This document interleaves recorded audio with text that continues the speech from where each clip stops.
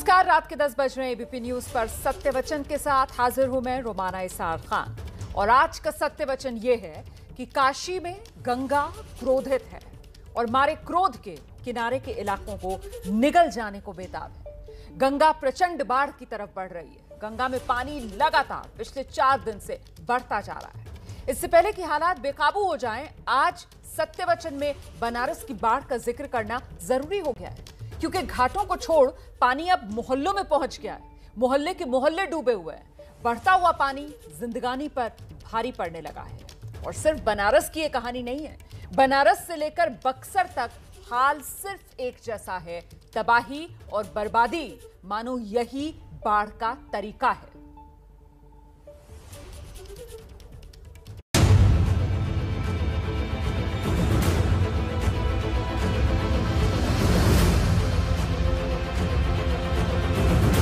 किनारे पर चिंता है, किनारे पर लोग दहशत में हैं और गंगा शांत होने का नाम नहीं ले रही हैं।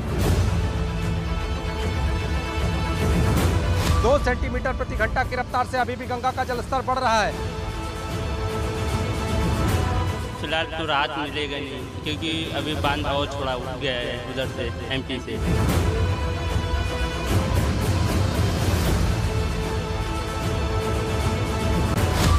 स्तर बढ़ने से न केवल घाटों में पानी भर गया है, बल्कि रिहायशी निचले इलाके जो हैं वो भी पानी में जलमग्न हो गए हैं। कोई उम्मीद नहीं है, कहाँ उम्मीद है। अगर ये रुकता तब कोई अंदाजा लगाया जा सकता था कि घटेगा या रुका रहेगा, लेकिन अभी तो फिलहाल बढ़ ही रहा है। मंदिर हो, किनारे हो, सब कुछ जल में समाया हुआ आपको दिखाई देगा। दशाश्वमेध घाट की ये तस्वीरें देखिए।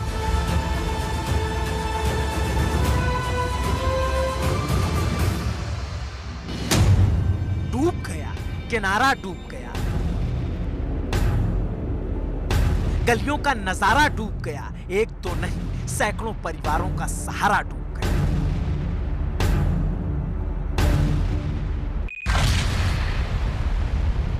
यह बनारस है, जहां डूब गए आशियाने, डूब गई दुकानें और साथ ही डूब रही हैं उम्मीदें, जिंदगी को पटरी पर लाने की तरकीबें। डर बहुत काफी लग रहा है। बच्चे लेके हम लोग परेशान बने, बच्चों से डर लग रहा। क्योंकि ऐसी स्थिति में ये काशी वो काशी नहीं रही जहां सैलानियों का सैलाब हुआ करता था, बल्कि ये वो काशी है जहां गंगा के क्रोध और मानव के शोक से उपजा अजाब है। ये वो घाट नहीं जहां आरती हुआ करती थी, ये वो घाट है जहां मटमैले पानी का सैलाब है। ये वो 80 घाट नहीं जहां सुबह बनारस का मंच सजता था, बल्कि ये वो बनारस है जहां सुबह बनारस का मंच खुद ही डूब गया। और इस बनारसिया बाढ़ की कहानी कुछ यूं है कि अब रास्ता बताने के लिए बोर्ड के सहारे गलियों में घूमते टहलते 80 घाट जाने की जरूरत नहीं। गंगा तो खुद इन गलियों में गुफ्तगू करने लगी।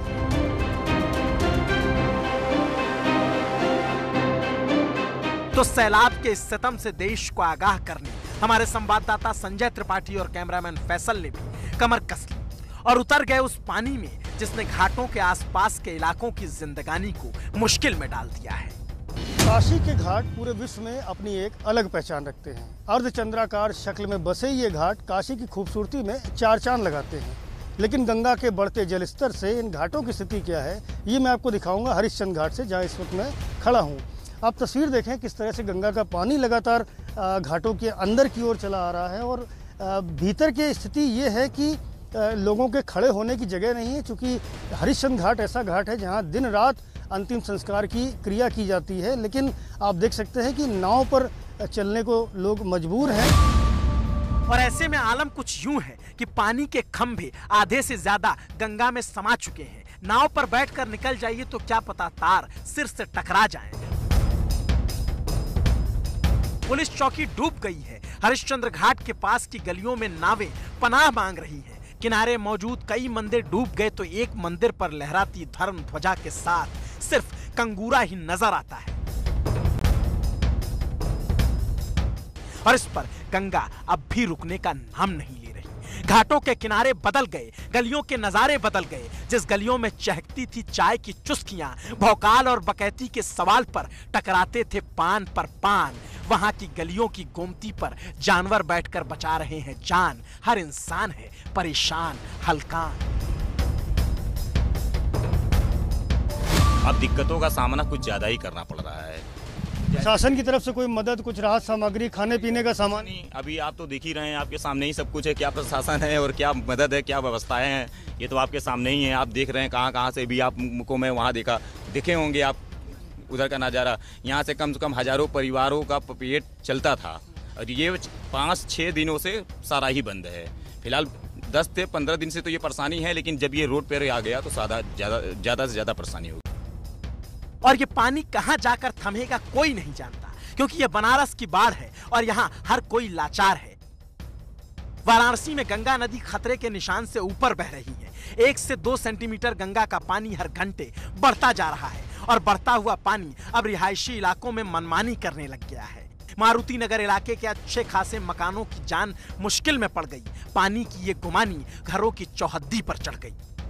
मैं इस वक्त वाराणसी के मारुति नगर इलाके में हूं, जहां की तस्वीर आपको दिखाना चाहूँगा किस तरह से जो गंगा का पानी है वो घरों में जा चुका है और ऐसे में लोग यहां से पलायन करने में लगे हुए हैं और एनडीआरएफ की टीमें लगातार रेस्क्यू कर रही हैं, लोगों को उनके घर से निकाल रही हैं। हमारे साथ बात करने के लिए एनडीआरएफ के असिस्टेंट कमांडेंट मौजूद हैं। हम उनसे जानेंगे कि रेस्क्यू ऑपरेशन किस तरह से चलाया जा रहा है। सर, कितने लोगों को अब तक निकाला जा चुका है, कब से ये हालात हैं?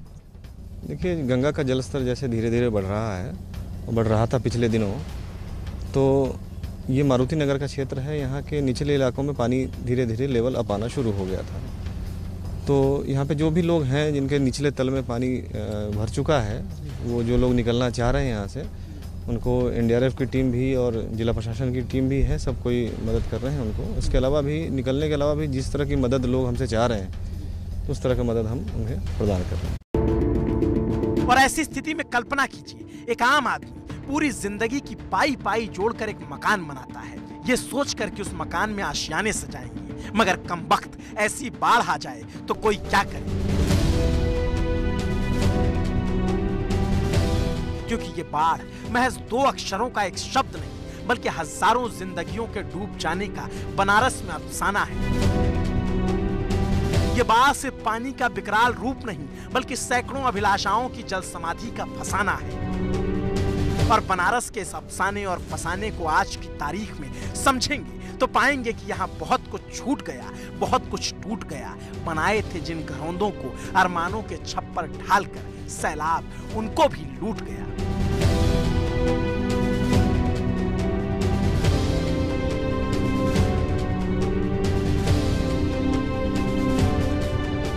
अगर दरवाजे की बात करें तो 3 फीट से ज्यादा और दरवाजे के आगे लगभग 20 फीट से ज्यादा पानी के यहाँ पर बढ़ाव के कारण परेशान हाल दिखाई दे रहे हैं।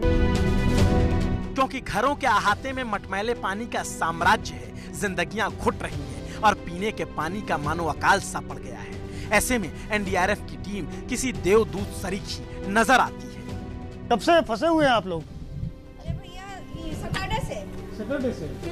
तो क्यों नहीं निकल रहे हैं यहाँ से? आपके घर में पानी? यहाँ मेरे बूढ़े सास ससुर कहाँ लेके जाएंगे? अब फिर किराए पे घर मिल रहा है इतना जल्दी, तो कहाँ जाऊंगी? दिक्कत नहीं हो रही आपको? अब दिक्कत तो हो ही रही है।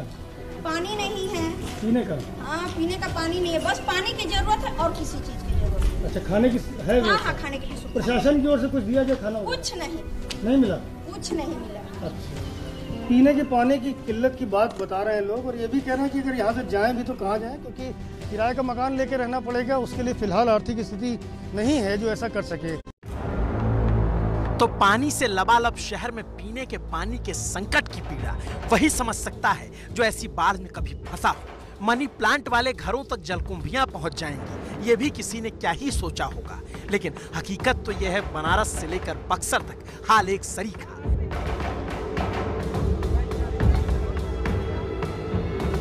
यहाँ शहर बेहाल है, वहाँ गांव का बुरा हाल है। सड़क पर साइलेंसर को डुबाकर बाइक चलने की जुस्तजू में पानी से नूरा कुश्ती कर रही है।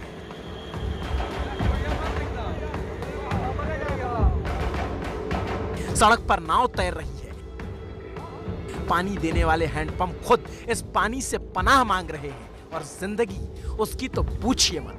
बक्सर के जलीलपुर गांव में बस जैसे तैसे चल रही है। तस्वीर में आपको दिखाना चाह रही हूँ, ये सामने घर है और इस घर से एक महिला जो है वो धीरे धीरे करके हम तक आने की कोशिश कर रही हैं। और इस महिला को देखिए, इनके सर पे जो है वो इसको यहाँ स्थानीय भाषा में तगार कहते हैं और ये लेकर आ रही हैं। हाँ, पूरे घर में पानी है। क्या हुआ?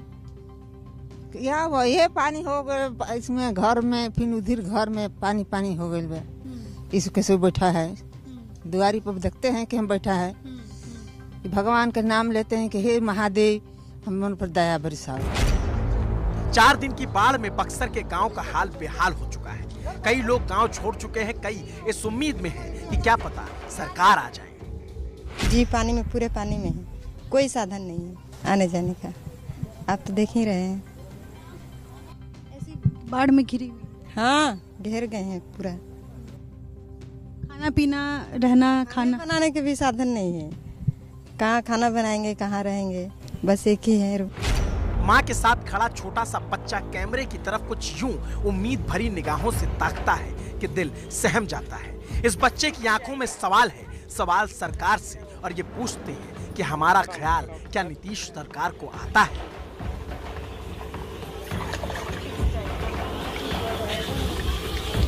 और सिर्फ बच्चे नहीं, गांव के बूढ़े बुजुर्ग सब परेशान हैं। कटरी लादे हुए इस पानी में गांव छोड़ने को मजबूर हैं। और इत्तेफाक देखिए, गांव छोड़ते वक्त इन बूढ़ी आंखों से 4 दिन बाद गांव पहुंचे इलाके के सीईओ साहब टकरा गए। तो फिर खुददारी का सवाल भी सुनते चलिए। इधर आइए, इधर आइए।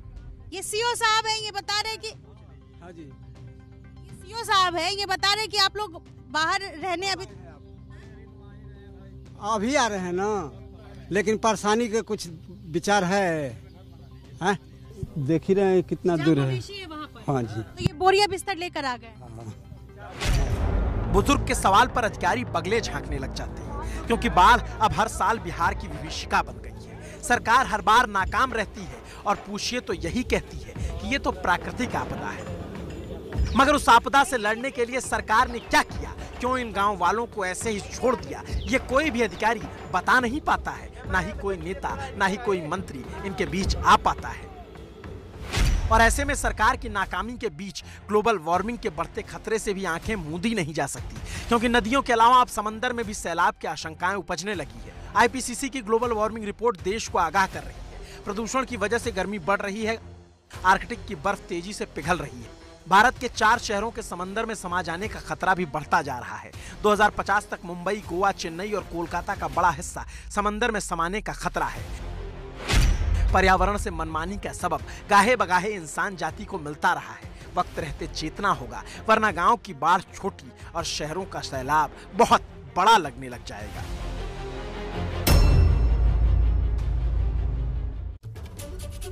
तो ब से बनारस, ब से बक्सर, ब से बाढ़, ब से बर्बादी और ब से ही बेहाली भी। यही है आज का सत्य वचन।